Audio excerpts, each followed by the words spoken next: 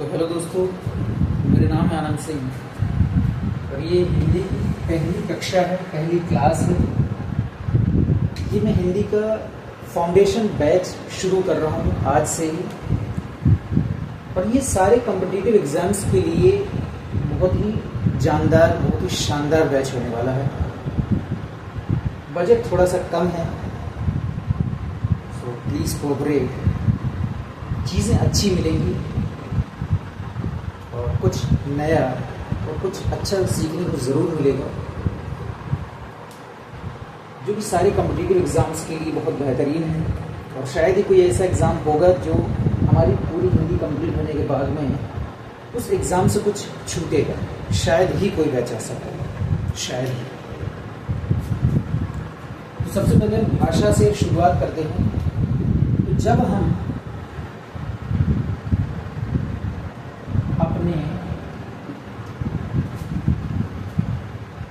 मन के विचारों को बोलकर या फिर लिखकर या संकेत या इशारा करके,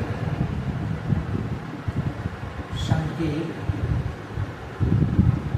या इशारा करके किसी के समक्ष प्रकट करते हैं, किसी के समक्ष प्रकट करते हैं, वही भाषा है।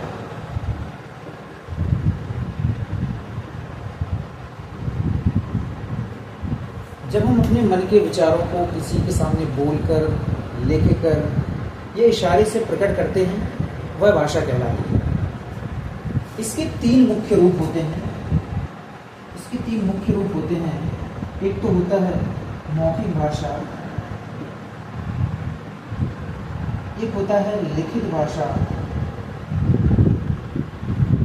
एक होता है सांकेतिक भाषा। तीन मुख्य रूप होते हैं भाषा के। मौखिक भाषा में जब भी कोई बोलेगा तो दूसरा सुनेगा, जब भी कोई लिखेगा तो दूसरा उसे पढ़ेगा, जब भी कोई इशारा या संकेत करेगा तो दूसरा उसे उसी भाव से समझेगा। ये सारे के सारे भाषा के ही रूप हैं। जैसे रेडियो सुनना,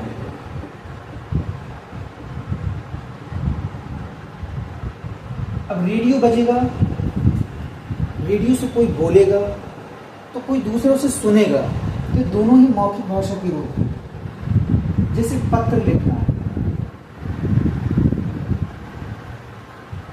लिखना, या समाचार पत्र पढ़ना,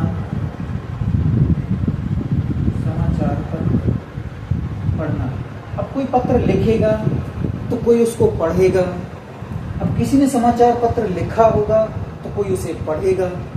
ये सब के सब लिखित भाषा के रूप हैं। अब जैसे इशारे से किसी को बुलाना, इस इशारे से किसी को बैठाना, इशारे से किसी को जाने के लिए कहना, ये सभी सांकेतिक भाषा के रूप हैं।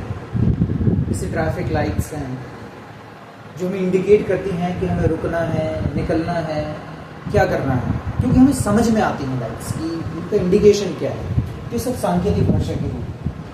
भाषा का बेसिक था, बहुत छोटा था, बेसिकली सबको पता होता है, लेकिन फिर भी एक बार बताना आवश्यक है।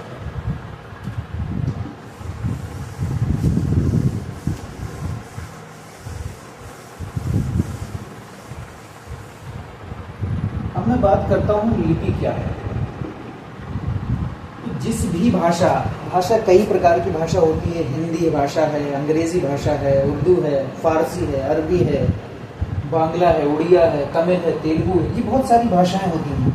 लेकिन जिस भी भाषा को जिस तरीके से लिखा जाता है वही लिपि कहलाती है। तो लिपि की बेसिकली परिभाषा क्या होगी? किसी भी भाषा को, किसी भी भाषा को लिखने के तरीके या ढंग को लिपि कहते हैं। मतलब कि कोई भी भाषा होगी उसको लिखने के तरीके अवश्य होंगे। जैसे हम हिंदी को इस तरीके से लिखते हैं, हिंदी में का को का पढ़ा जाता है, ऐसे लिखा जाता है। हिंदी में खा ऐसे लिखा जाता है। अंग्रेजी में ए को ऐसे लिखा जाता है, ऐसे नहीं लिखा जाता है। तो ये कुछ बेसिकली इनके मानक रूप हैं, उनके अनुसार ही उस भाषा को लिखा जा सकता है। भाषा का एक निश्चित मानक रूप होता है, उसी मानक रूप के अनुसार ही भाषा को लिखा जाता है। जैसे हिंदी की लिपि देवनागरी है, जैसे अंग्रेजी की लिपि रोमन है। देवनागरी में का इस तरीके से लिखा जाता है, रोमन में ए बी इस तरीके से लिखा जाता है। वैसे उर्दू की लिपि अलग होती है, पंजाबी भाषा की लिपि अलग होती है। ऐसी जितनी भी भाषाएं होती हैं सबकी सब एक निश्चित लिपि होती है, सबके पास एक निश्चित लिपि होती है। ये लिपि का बेसिक था। अब समझ लेते हैं व्याकरण। बस यहाँ से हम हिंदी व्याकरण की शुरुआत करेंगे। सबसे पहले समझ लेते हैं कि व्याकरण है क्या, जिसको हम इंग्लिश में ग्रामर कहते हैं, हिंदी में उसे व्याकरण कहते हैं। तो किसी भी भाषा को, जैसे हमने भाषा समझ ली कि भाषा है क्या, हमने भाषा समझ ली भाषा क्या है, फिर हमने ये भी समझ लिया कि लिपि क्या होती है। किसी भी भाषा को लिखने या के तरीके या ढंग को हम लिपि कहते हैं। अब ये व्याकरण क्या है, तो जिस भी भाषा को हम लिखेंगे, जिस भी भाषा को हम पढ़ेंगे, समझेंगे, सबसे पहले हम उसके व्याकरण का ज्ञान होना आवश्यक होता है। उसका एक व्याकरण होता है जो निश्चित तौर पर पढ़ना चाहिए, क्योंकि सही और गलत का फैसला हम तभी कर पाते हैं जब हमें उसकी ग्रामर या व्याकरण के बारे में विशेष रूप से पता होता है। बोलने के लिए तो हम भाषा बोल सकते हैं, हिंदी हमने बोलनी सीख ली, हालांकि हमने ग्रामर बिल्कुल भी नहीं पढ़ी थी, लेकिन फिर भी बोल लेते हैं। लेकिन एक जो सही मानक रूप होता है, एक सही अर्थ होता है, एक सही सेंटेंस होता है, एक वाक्य होता है, वो हम तभी ये डिसाइड कर पाते हैं कि ये सही है या ये गलत है, जब हमें उसकी व्याकरण के बारे में पता है। तो किसी भी भाषा को, इसकी परिभाषा होगी, किसी भी भाषा को भाषा के लिखने के तरीके,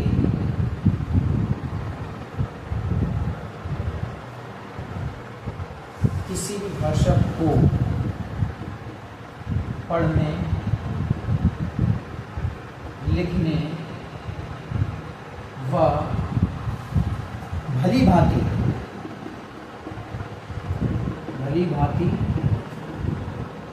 समझने के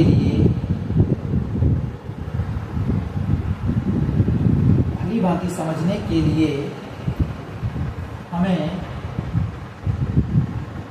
व्याकरण का ज्ञान होना आवश्यक है। किसी भाषा को पढ़ने, लिखने व भली भांति समझने के लिए हमें व्याकरण का ज्ञान होना आवश्यक है। हमें समझना पड़ेगा कि व्याकरण में सही शब्द क्या हैं, सही वर्ण क्या है, सही वाक्य क्या है, सही रूप क्या होता है। ये भी समझना ज़रूरी होता है, तभी उसके व्याकरण को या तभी उस भाषा को अच्छे से सीख सकते हैं। तो ये तो बेसिक भाषा, लिपि और व्याकरण के विषय में। भाषा मतलब जब भी हम अपने विचारों को बोलकर, लिखकर, संकेत करके किसी के समक्ष या किसी के सामने पेश करते हैं, किसी को समझाते हैं, वह भाषा है। और हम अपने विचारों को दूसरे के समक्ष पेश करने में जिस भी भाषा का यूज़ करते हैं, हिंदी का यूज़ करें, अंग्रेजी का यूज़ करें, उर्दू का यूज़ करें, पंजाबी का यूज़ करें, वह एक अलग भाषा होती है। और जिस भी भाषा को हम बोलने के लिए, लिखने के लिए जिन तरीके का, जिन वर्णों का, जिस ढंग का इस्तेमाल करते हैं, वह लिपि होती है।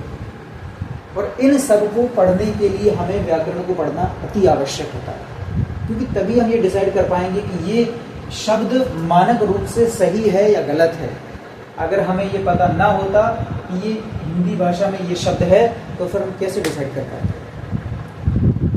हमें अगर पता ना होता कि ये हिंदी में इसको ऐसे पढ़ा जाता है, अगर बचपन में अगर किसी ने हमको ये वाला अगर हमें खा खरगोश के जैसा पढ़ाया होता तो शायद हम इसको आ को खा पढ़ रहे होते।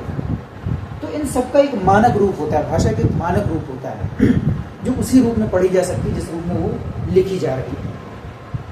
तो मिलते हैं अगली क्लास में। अगली क्लास में व्याकरण से शुरुआत करते हैं कि व्याकरण को 3 हिस्सों में बांटा जाता है पढ़ने के आधार पर या समझने के आधार पर, वर्ण विचार, शब्द विचार और वाक्य विचार। इनसे शुरुआत करेंगे, कल हम दूसरी क्लास लेंगे।